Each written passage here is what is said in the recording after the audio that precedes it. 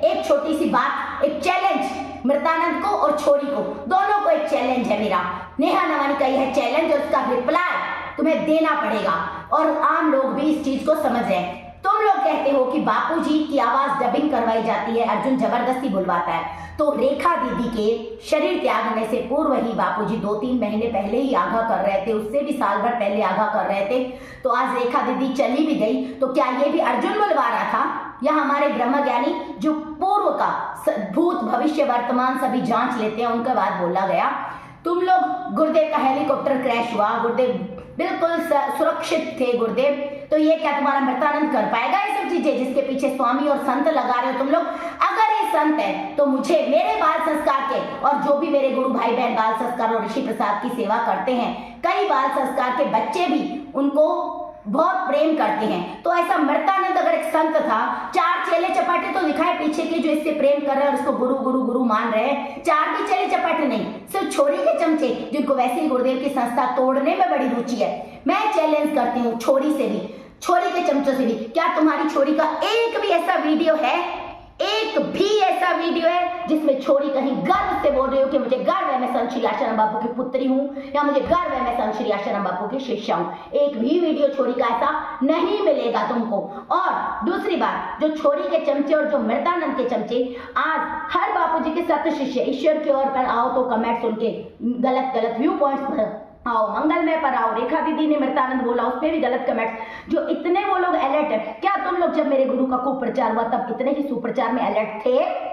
सोचो जरा, उनकी आइडिया खोल के देख ली मैंने सारी मृतानंद के चेलों की आइडिया खोल के देख ली, कहीं कोई मेरे गुरुदेव का सुप्रचार नहीं, कहीं इन्होंने मेरे गुरुदेव के सत्संग का प्रवाह लोगों तक नहीं पहुंचाया।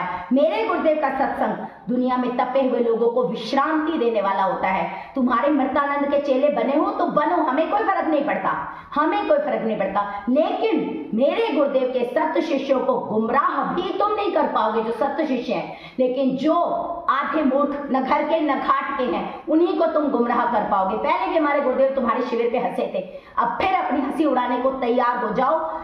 मथुरा में जाके शिविर कर रहे हो, जाओ धरना दो दिल्ली में मोदी के आगे कि बापूजी की रिहाई हो, जाओ जोधपुर में एक बार तो बापूजी से मिलके आज्ञा लेके आओ।